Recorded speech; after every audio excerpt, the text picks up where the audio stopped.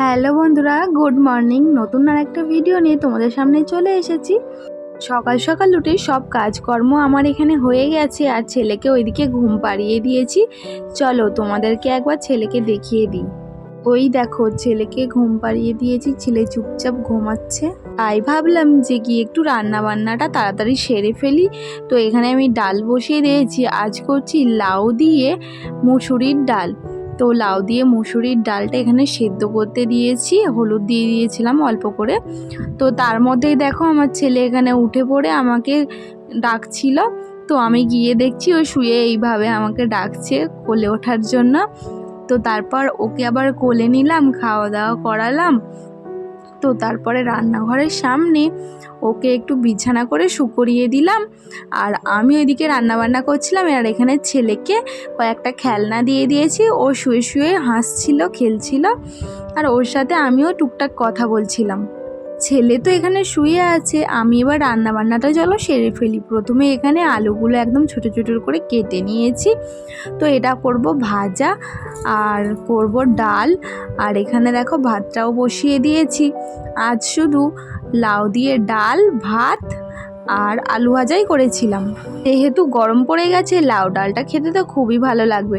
এই দেখো এখানে আমার আলুটা প্রায় ভাজা হয়ে গেছে। তো বর তো কাজে গিয়েছিল, ও ফোন করে বলল আমি আসছি।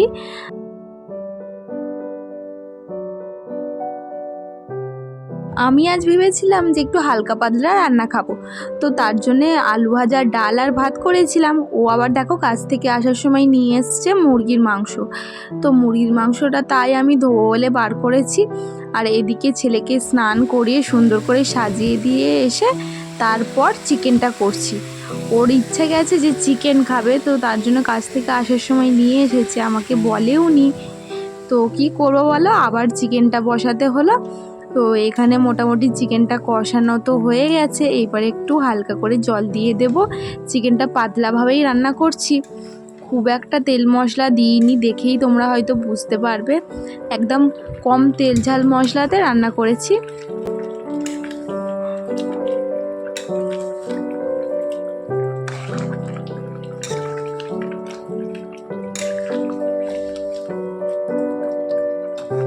আমার এই ডেলি ব্লগগুলো দেখতে তোমাদের কেমন লাগছে আমাকে একটু কমেন্ট করে জানিও তো। এই দেখো আমার রান্না বান্না কমপ্লিট হয়ে গেছে। কি কি রান্না করেছিলাম সেগুলোই চলো তোমাদের সাথে শেয়ার করছি। ভাত, ডাল, আলু ভাজা, আর ওইদিকে হয়েছিল তো চিকেন।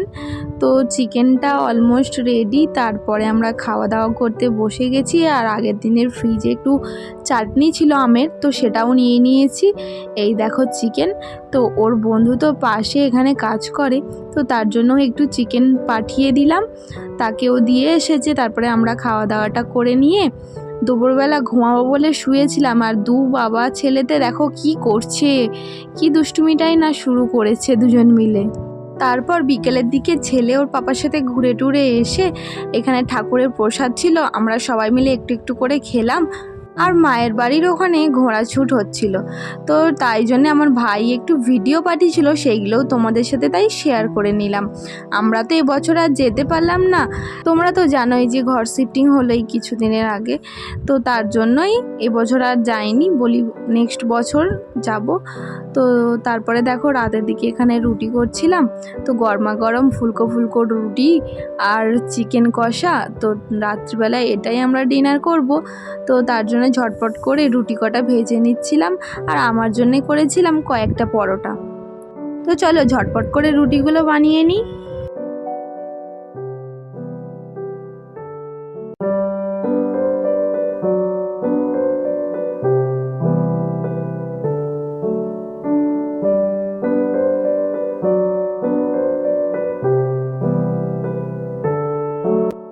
আজকের ভিডিওটা কেমন হয়েছে একটু কমেন্ট করে জানাবে। আর যদি ভিডিওটা ভালো লেগে থাকে like, comment, share and subscribe করো। তো চলো দেখা হবে নতুন কোনো ভিডিওয়, ততক্ষণের জন্য টাটা।